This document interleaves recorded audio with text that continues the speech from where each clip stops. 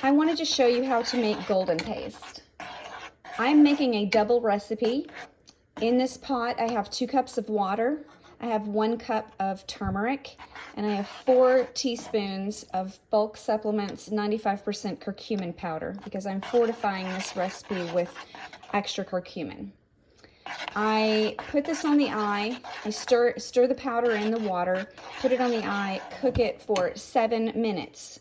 You do not want to cook it on high. You want to make sure your heat is on low. You want it to just bubble, and you're going to babysit it. This is the end texture that you're looking for. I've already cooked this kind of thicker pudding, but not so thick that it's like thick mashed potatoes.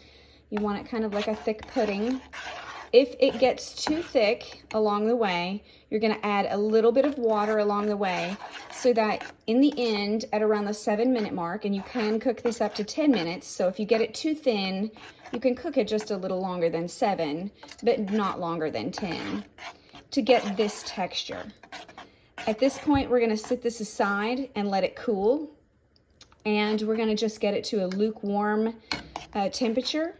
So that'll probably take about 15 minutes if you stir it a couple of times. And then we're going to add our oil and our pepper.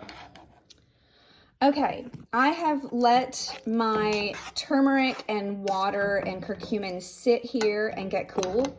I can touch the pot with my hand, and that tells me I know it's cool enough. Reminder that I'm making 2 batches at a time here, a double batch. So I'm going to have 2/3 cup of oil. I was low on coconut oil, so I'm using a combination of coconut and olive. You can use all coconut, all olive, or all flax, or a combination of those oils. It doesn't matter. I wanted to show you really quickly that I've got my black peppercorns. I use Star West Botanicals organic black peppercorns. I've got them in a coffee grinder, and I just do some quick pulses. You don't want to get this heated up, so fair warning on that. Just do some quick pulses, get it nice and ground. We're going to use 2 tablespoons because this is a double batch. Normally in a single batch, you would use 1 tablespoon of freshly ground black pepper. It's important that you grind it fresh every time. You can get one of these little coffee bean grinders on Amazon for about $12 to $15. Okay, I have now mixed in my oil and pepper, and I wanted to show you the consistency. This consistency and texture is not all that important, but I just wanted you to see mine. If it's a little thinner or a little thicker, that's fine. Don't worry about it. It's still good paste. You can still use it. You can still eat it. I also wanted to make a note about the peppercorns. You want to measure your pepper after you've ground it and put, this is a double batch, so reminder, I put 2 tablespoons of pepper, ground up pepper, in this mixture. Just measure that pepper after you grind it. If you find that you have difficulty taking this paste because it upsets your stomach, you could try using half the amount of pepper if you want to do that. That way you would still get the benefits of the paste. You just don't get quite all the benefits of the pepper, but you're still going to get some benefit. If you have a sensitivity to this paste, I would try reducing the pepper first before you just throw your hands up and say you can't take the paste. So what I do at this point is I have these little 4-ounce jars. Okay, they're 4 ounces. You can get them at Target or Walmart.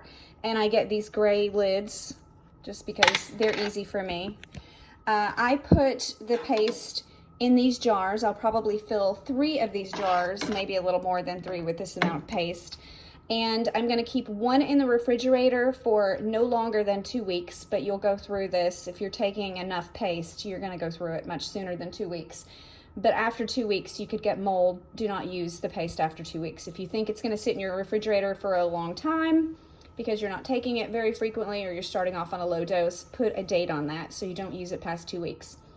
So you're going to put 1 in the refrigerator, you're going to put your others in the freezer, and a day or so before you finish your fridge batch, you're going to pull 1 out and just sit it in the fridge. You're going to pull 1 out of the freezer, put it in the refrigerator, and it's going to be thawed by the time you need it.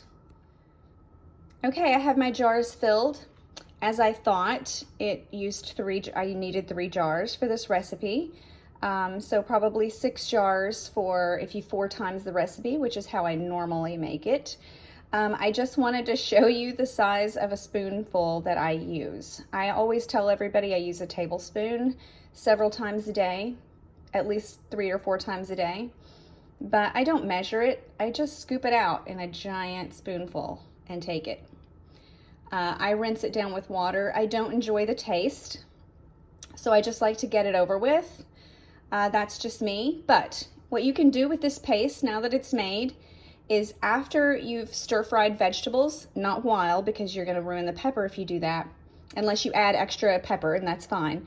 But after you saute some vegetables, you could stir in your spoonful of paste.